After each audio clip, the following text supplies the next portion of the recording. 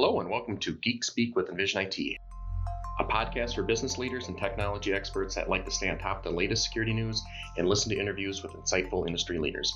I'm Bill Crane, Chief Stakeholder Architect and CTO at Envision IT. Let's get started. Today's topic came up in a conversation we were having about threat vectors and basically how are the bad people getting into our personal systems, corporate systems. And by far what we've seen over the last few years is phishing emails certainly have just skyrocketed. And then we have certain events in our country or through the world that people take advantage of that, and they craft these really, really good phishing emails. Or we've talked about spear phishing in the past. And so by far that's definitely how the bad people are getting in. But another really high percentage of attacks come from something called malvertising, which stands for malicious advertising. And these are often legitimate, well-known sites.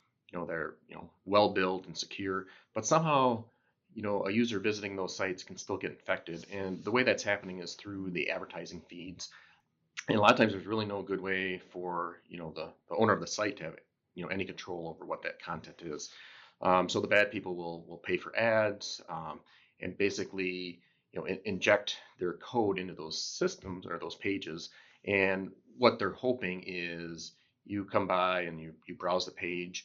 And if you remember in the old days, you would get all these pop-ups, 10, 20 pop-ups. And what they were really trying to get you to do is, click on one of the pop-ups. Maybe it would say, hey, your computer's been infected, click here. And they're hoping you'll click and then get something to be installed. What we're seeing more so now is actually what's called the drive-by download, where maybe you don't even see a pop-up. It's kind of hidden. And what that bad person is trying to do is take advantage of some vulnerability in your web browser. We're sitting here in October. There's just a major vulnerability in the Chrome browser. So people know that and they take advantage of it and try to get these into your systems. So if they can advertise on really well-known sites and take advantage of those vulnerabilities, they can, or they will. So what do we do about it? There's a few things. One thing is pop-up blockers. They sort of have some effect, but they're often hard to manage, and they're kind of yet another extension, which becomes a little bit of a hassle. One thing I would say is to standardize on the browser you're using, especially in a corporation. Sometimes we let users choose what browsers they want to use, and certainly the operating system has a browser, and now you have all these different browsers that can become a little bit hard to make sure they're updated, protected from those vulnerabilities. One of the browsers we're seeing really take off now is Microsoft Edge. It's Chromium based, so it is really based off what Chrome is as well. And compatibility wise, it has been really good. So if you can, you might want to choose that one. Certainly Chrome and the others are fine too, but by standardizing, you have one browser you need to keep updated. The other thing as well is to make sure you're running some sort of vulnerability scan or tools to actually inspect your machines.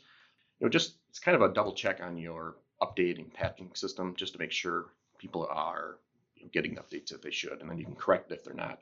And then the other thing I would say is make sure you have really good endpoint protection. For quite a while now, we've been recommending that you kind of move to the new technology that's out there, so which is endpoint detection and response. It uses machine learning and AI to protect you. Not only that, but it gives you the ability to protect your systems at a bigger level. So for us, we're managing customers' endpoints. If we have one customer that detects something a little bit funny, we can take that and basically apply that to all the end users out there. And then something not necessarily new, but I would say a resurgence is in DNS security and filtering. We've started using this for a while now, and it really has given us a whole new level of visibility into customer environments. So I would definitely ask about that or take a look at that. We're happy to show you, the protection that adds as well. And I think that really helps because, you could have a good web page, certainly allow that through, but then one of these malvertising, parts of the web page, we could block that as well. So, and then last, I would just say, training for your users. Be sure to do training around, what not to click and so on. Thank you, everyone, for joining us today. If you have any questions or you have future topics you'd like us to cover, please connect with us via the link in the show notes. And if you enjoyed today's episode, be sure to like and subscribe. We'll see you next time on Geek Speak with Envision IT.